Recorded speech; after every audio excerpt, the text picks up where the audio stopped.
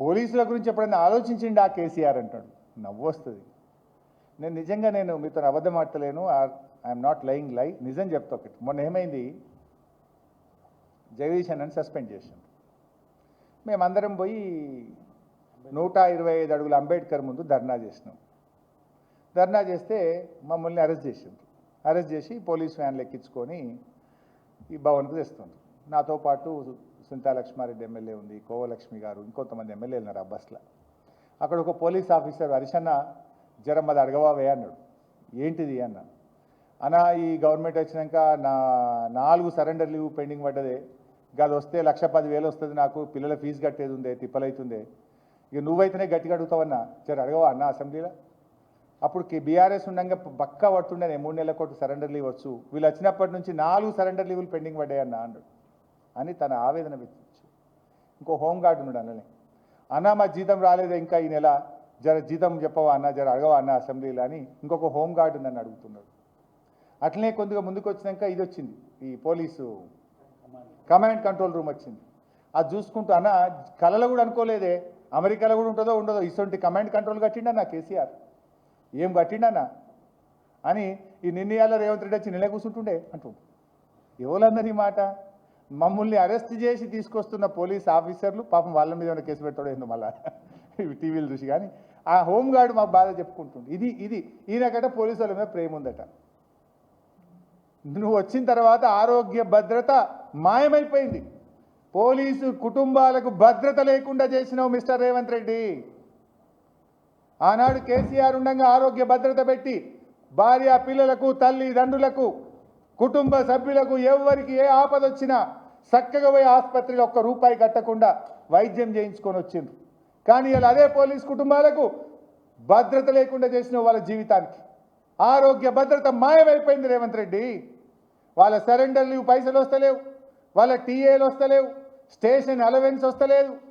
కేసీఆర్ ఉండగా నెలకు 75,000 ఇస్తుండే స్టేషన్ అలవెన్స్ కాగితాలకు పెన్నులకు. ఇప్పుడు అది కూడా బంద్ అయింది. ఓ సిఐని అడిగినా ఏమైంది స్టేషన్ అలవెన్స్ అంటే, ఏముందన్నా ఫైనాన్స్లో పోయి ఇక లైన్ కట్టి ఏదైనా కొంత వర్కౌట్ చేసిన వాళ్ళకి వస్తుంది, చేయని వాళ్ళకి అత్తలేదు అన్నారు. ఇక తెలుసు కదా వర్కౌట్ అంటే, మీకు నేను చెప్పేది ఏముంది ఇక.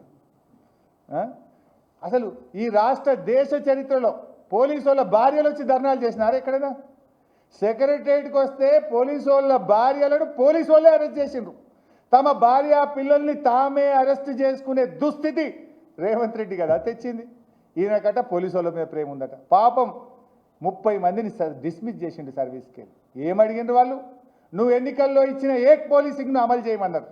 నువ్వు ఇచ్చిన మాట అమలు చేయమని అడిగిన పాపానికి 30 మందిని ఉద్యోగాల నుంచి తొలగించి ఆ కుటుంబాలను రోడ్డు మీదకి తెచ్చి నిన్న పోలీసు వాళ్ళ మీద మొసలి కన్నీరు గారుస్తుండు రేవంత్ రెడ్డి. ఇదేనా? హోంగార్డులకు 1 తారీఖు జీతం ఇవ్వవు, సరెండర్ లీవ్ 4 సరెండర్ లీవులు పెండింగ్ ఉంటాయి. ఆ సరెండర్ లీవ్ 15 రోజులు ఇస్తుండే నెలకు కేసీఆర్ ఉన్నప్పుడు. ఈయన ఇప్పుడు 7 రోజులు చేసిండు, కోత పెట్టిండు. ఆ 7 రోజులు కూడా 4 కిస్తులు పెండింగ్ ఉన్నది. టీఏ పైసలు రానే రావు. దవాఖాన పోతే భద్రత లేకుండా అయిపోయింది. కేసీఆర్ ఉండగా 73% పీఆర్సీ ఇచ్చిండు పోలీసు వాళ్ళకు. ట్రాఫిక్ పోలీసులకు 30% అదనంగా జీతం ఇచ్చింది ఈ భారతదేశంలో కేసీఆర్ గారు ఒక్కరే.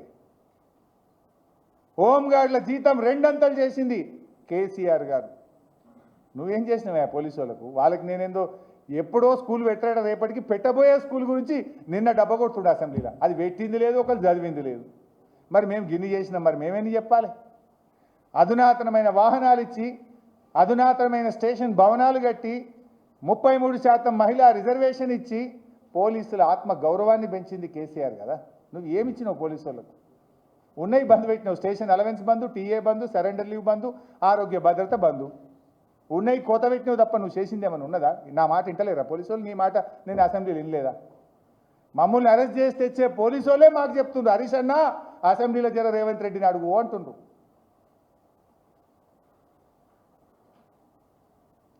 ఇక దవాఖాన్ల గురించి మాట్లాడండి.